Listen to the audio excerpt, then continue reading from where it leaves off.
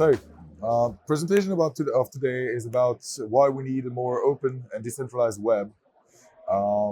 Essentially, because we are seeing many issues happening around the world with centralized cloud providers that are linked not to their quality as service providers, but to the way they do things in a closed source and closed protocol way, with opaqueness and just a lack of control from users to get their data out of there, to be locked out of their own systems, and essentially a series of problems that they're encountering by using these proprietary clouds. Um, and well, Aleph, of course, is trying to address this, but let's dive into more details here. Um, so, essentially, what are we trying to fix? We're trying to fix this. We have, of course, outages, as we know about the past weeks. These are, I hope, anecdotal because obviously, Cloudflare and AWS are far from being bad services. So I'm sure they're working hard on figuring this out. But we also have issues like sometimes your data center is made of wood and burns down, and suddenly you have thousands of websites, especially in France. That was OVH in 2001, I think, 2021, I think, that just burned down. And so you essentially many companies that were linked to one cloud provider, because going multi-cloud, multi-provider is a very expensive thing for them. Well, they didn't do it. They were linked to a single operator, a single location actually, and well, that's a major operational risk for them to happen. It's rare, but it does happen. And the question is, how can we prevent this for cloud users, for companies to avoid these operational risks that they're facing day to day? I'll give you an example. I worked previously at a Web2 company in the energy department. A single day of outage like this can literally cost them millions. In the energy department, you have arbitrage, you have automatic auction systems that you need to run. And if your systems are down, you are unable to correct on the energy markets. And this can literally yield to using the P&L of a 4-year contract in a single day. I think it's very important for us to realize that these are very real questions for Web2 in general, far beyond our concerns here in Web3. And worst part for that company, I can tell you that they were using AWS and Azure as a backup. And there was an outage on October 28th where both AWS and Azure went down at the same time. I don't know how it went for these guys, but must have been a tough day. And yeah, essentially my thesis here is that the web suffers from closed monopolies. We know that, as I mentioned, one dev today having a bad day can break 20% of the internet. That's the Cloudflare outage where you had a single unwrap. Poor guy thought, well, this condition can never happen. Let's accelerate a bit. That just broke internet for a day.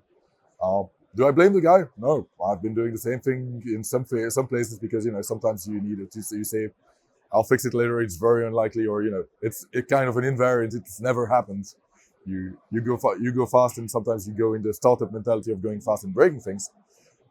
It's not the guy's fault. It's a process. The entire organization failed that one.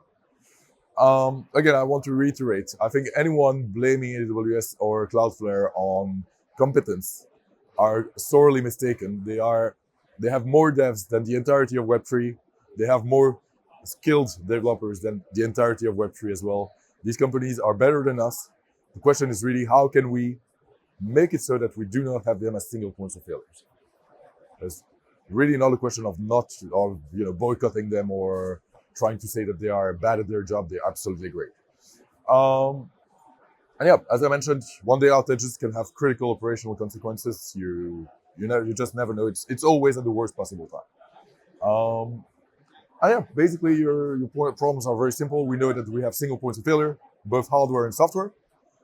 Today, I'll be talking more about software because hardware is a bit hard to tackle. We probably need to get some relevance on the hardware level there to improve protocols on routers, on fiber networks, and so on. We see some protocols like 00 trying to do decentralized fiber networks. So these things are starting to happen, but this is still very niche. Today, most of the efforts in Web3 is software, which means that we're still going to suffer from these outages for a while because we cannot fix today the entire problem. It's much more complex than it looks like. And we also have, basically closed opaque protocols, which pose a number of problems.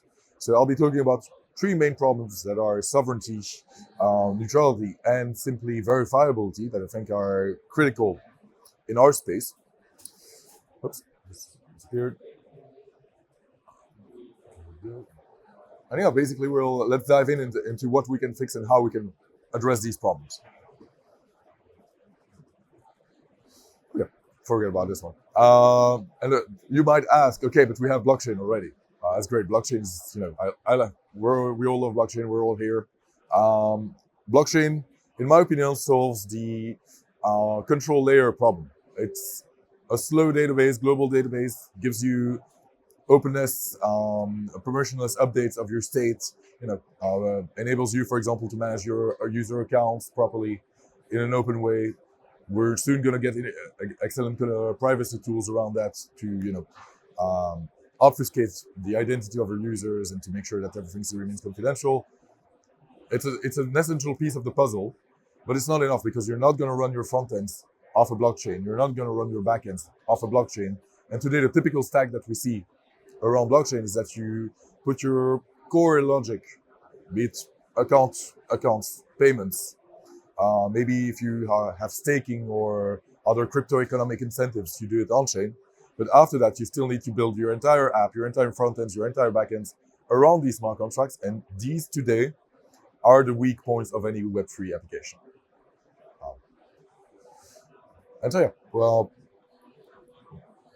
let's talk a bit more about sovereignty. So these are my essential cloud rights. These are your rights as a web developer, in my opinion, should be that you need to be able to run your software anywhere first. You have a right to run your software on any cloud platform and to migrate anytime you want.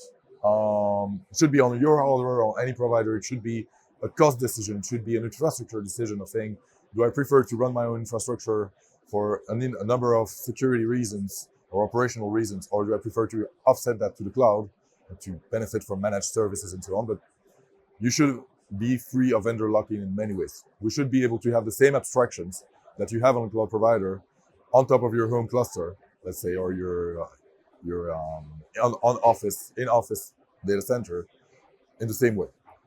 This is impossible today with most cloud providers. Some cloud providers do provide some kind of sovereignty add-ins, but you're still more locked into their ecosystem than they are opening their stack. They essentially, you can, for example, I think it's AWS, where you can actually contact them and say, well, I want to run the AWS stack on my infrastructure, and they will happily provide that. You won't get access to the code or anything, but they will manage your data center for you. But it's more of a way for them to control your data center than them opening everything and making it just seamless to do that on your system. Same thing here, of course. I was right to run. You have a right to exit as well at any time. You should be able to just move away from your cloud provider if you're unhappy. So, yeah, exactly. You should be able, for any reason whatsoever, to say the service is not making me happy. I need to move. I need to migrate. And finally, I'll talk a bit more about verifiability, but you have a right to verify what's happening with your data. And I think the main problem today we have with cloud providers, you mentioned, national security risks earlier. You have this problem that you don't know what's happening with your data because you're talking to a service. The service is doing what you want to be done with your data, but you have no idea what else is being done with your data. And that is very problematic because essentially you're feeding a black hole of data.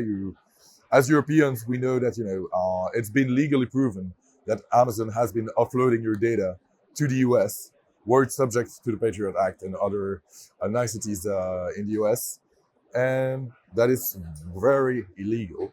The problem is that companies are fined for this, but they just don't care because it's a slap on the wrist. So we have a real problem there in terms of the data ownership and still sovereignty. Here we go. Okay, so second problem as well, neutrality. We see from cloud providers around the world that first, any government that runs a jurisdiction can stop your app by illegally threatening the cloud provider. This has happened time and time again when some governments in some parts of the world don't like journalism hit pieces, don't like some applications, don't like financial applications. We see a big push now from the EU against crypto in general, against permissionless crypto. They are looking to lock us in centralized bank, decentralized currencies. So this is very essential to us that we're going to see the states pushing more and more against hosting applications that they are not agreeing with. This is a big state level problem. But then again, cloud level as well. In Europe, we have a thing called Hetner. This is the cheapest cloud provider you can find. And simply put, they will cut your application if you run something that they don't like. Essentially today, so this is something we've seen, especially at Aleph, because we are using IPFS as a backend, and IPFS typically triggers their routing, and so suddenly, once in a while, you just see a node pop, and you see, oh well, this node just disappeared for some reason. They send you an email saying, well, we cut your service, bye bye. That's not very nice. It is problematic. Now that's one service, of course, but it shows that it's entirely possible for just cloud providers to disagree with what you're doing and just cut you off. So we need more resilient cloud providers there. We need neutral cloud providers that just say, well, as long as you agree to some baseline rules that are generic, I would say, that are cemented in protocols, these things are fine with us. And well, again, only large companies can afford multi-providers or multi-region systems. And we see this happening, and still this doesn't make them entirely safe from these risks.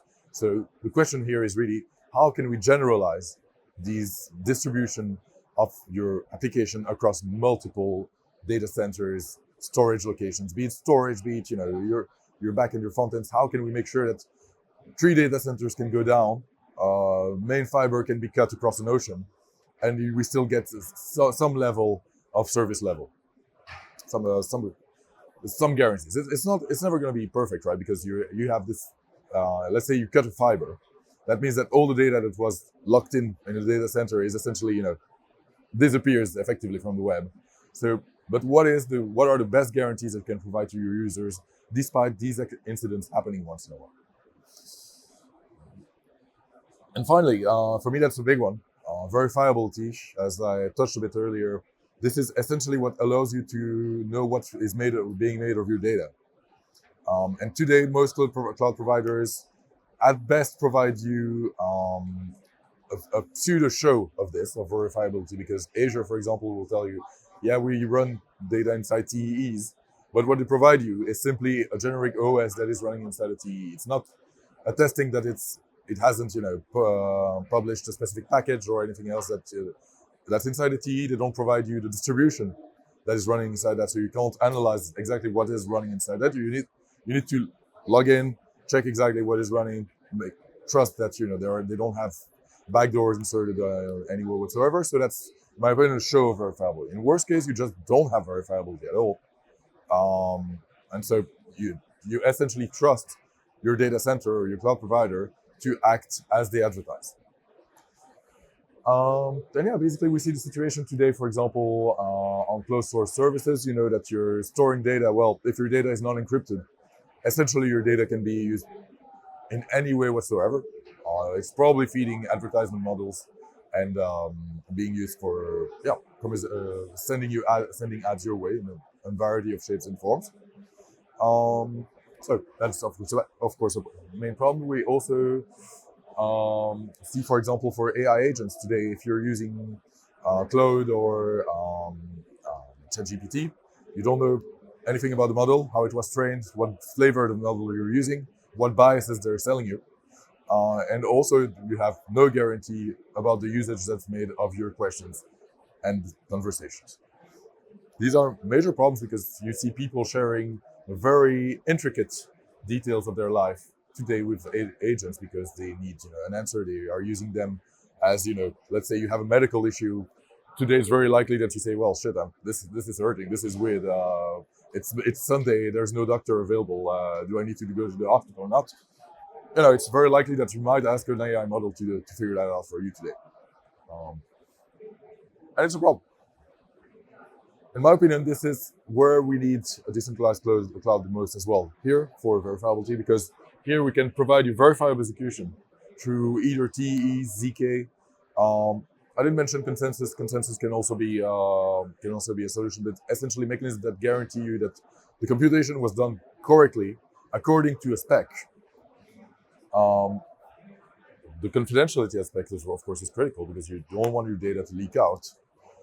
Again, TEs help here. You have MPC, FHE that are being developed to solve these problems on a smaller scale.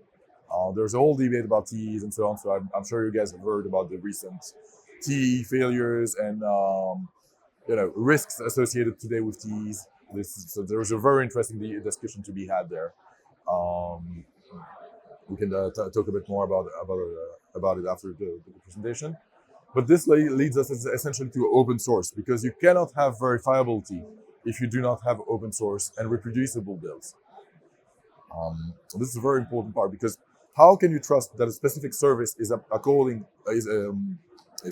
functioning according to a specification if you do not have access to the specification? And that's essentially what AWS or Azure are giving you today. They're not giving you the code. They're giving you verifiability through Nitro and through TEs from Azure, but you're kind of stuck in a weird in between that actually doesn't mean much. And so yeah, that's my opinion. Open source is the cornerstone of that particular problem. Yeah. And also here, let's touch a bit about this, because again, open source is great. Love open source, but if you only have the source, you're kind of stuck, and you also need open protocols, and you need permissionless protocols as well to help you use your open source software properly. Essentially, you have three models here, right? You have the closed source, closed protocol model that we see from cloud providers. We know its limitations. You have the open source but closed protocol implementation. This happens a lot in the Web2 domain today. You have a lot of companies saying we do open source, but then they have their own implementation. That's what they're making money on. They have their own network using that open source code. And you see that they put limitations on licenses and so on. You see competitors trying to replicate these services because they see that there is a potential in providing an alternative, but usually the alternatives are subpar compared to the main product. And the conclusion there is that you end up locked in with the initial project. Despite it being open source, they make it in a way that the only place that you can use their services is with them. And so they still control prices, they still control the usage that's being made of your data there. And my thesis is that we need to push this further, and that's where the decentralization comes in, where you run these on open protocols that can be joined, that can be forked, that can be replicated, and you just choose your provider because of reasons that you agree with. And of course, you'll always want to tag along with the initial developers because they are the ones who know the most about their protocol. But in my opinion, you should really be able to compete. Anyone should be able to compete with the initial developers, say, this idea looks great. I have my way to take it to the next level. Maybe we collaborate with you, maybe we fork it, maybe we divide there, but this should be an open and fair competition if we want the web to be truly decentralized. And that's truly a paradigm shift in business models. I don't think we've truly figured out how to make money from that, because that's a very, you relinquish a lot of potential business upsides by doing this.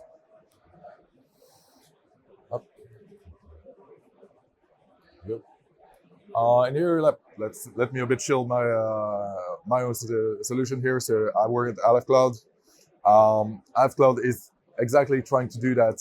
We're a decentralized cloud platform. Think really decentralized AWS. So we're trying to provide decentralized storage, decentralized compute in the form of serverless and VPS solutions, and front-end hosting as well. We're trying to go for verifiability on all these aspects. So two main aspects that we're working today on Aleph are verifiable frontends and verifiable compute in the backend, using TEs mostly, but open to, of course, the ZK in the future. We've been around for quite a while now. We were launched in 2020. And basically, this is the mission. Today, you can go to Aleph.cloud. You can launch your own application. You can say, here's my front end written in JavaScript. Let me upload it to the Aleph network. It's going to be hosted. We're going to provide domain names and everything to access your front ends. Same for your backend. You can link the two together, host your entire application there on Aleph. It's running on a set of nodes that are provided today by individuals and organizations that run our networks. And yeah, basically it's decentralized by the way of us having a peer-to-peer network that manages the state of the network, and then these compute nodes that are providing computational resources to execute your workloads. And so today we can run anything from simple front ends to AI agents to complete games as well on Aleph. This is something that we've been working on. We are partnered with Ubisoft as kind of a flagship partnership there for many years now. And so this is where we're headed today. But this is not enough because today we have around 1,000 nodes on the network. This is not enough to compete with these cloud giants. So I'll touch a bit on that. But first, a bit on open source at Aleph, because I think this is among our core values here. We have an open permissionless protocol. It's a bit of a mix of proof of stake and proof of authority, because essentially the validators that join the control layer decide on whether or which compute nodes they want to welcome to the network. And so there is a score and scoring damage and rewards, risks for them to welcome bad nodes to the network. So it's a bit of a mix and match. Anyone can run nodes today, so you feel free to try it. Everything is open source, and you can simply join the network by either if you want to run the control layer, you need to stake Aleph tokens to do that, or if you want to run compute, you can simply attach yourself to one of these validators today on the control layer. We provide verifiable compute again with the TEEs. Today we support AMD, SCV, SNP. We will support TDX, Intel TDX later on in 2026. We're absolutely neutral. We have plenty of weird applications running on the Aleph. We discover more some each day where we're like, oh, this is happening. Okay, great. Well, we try to support that. Essentially, what's happening on the hosting side is that nodes have a right to say what they want and refuse to host, to act according to their jurisdiction, essentially, because they are still tied by legal rights. But you have a variety of nodes and countries and distribution of these nodes that make it possible to run anything anywhere. Essentially, if you're a specific jurisdiction cannot host you, you can go somewhere else truly easily here. Anyone can also fork the network. We have seen one or two forks of Aleph happening here and there. It's absolutely possible. We're happy about it. It's great. It means more people using our technology. It's a feel-good moment. Again, everything is public. You can go check out our GitHub and start contributing there. We're happy with contributions from anyone in the community. And finally, where are we headed? Because that's the main challenge here. I would say data center scale. Today, as I mentioned, we have like 1,000 nodes on the network. That's not enough. These nodes are run as well by individuals who do it with the best of intents. But to compete with AWS, you need perfect uptime, you need great bandwidth, you need excellent servers, you need essentially to go up in quality, I would say. And so the challenge for 2026 is to fully go at the level where we can support many data centers at the same time, collaborate with millions of machines across these data centers, and really, in some way, shape, or form, you can think about it as unifying smaller data centers that have their own reasons of being under one flag, that would be the Aleph flag, and have the decentralization aspect give them a fair revenue share instead of being parasitic like centralized systems have been with them so far. And so and the next steps as well for us as minor points as well is that we still need to decentralize content delivery networks. So edge compute essentially is going to be a big addition to the network in the next year. Additionally, with verifiable DNS as well, to make sure that when you are we start entering the Aleph network, from the start, you are in a verifiable and decentralized way. So, this was my talk. Thank you all for your attention. Are there any questions?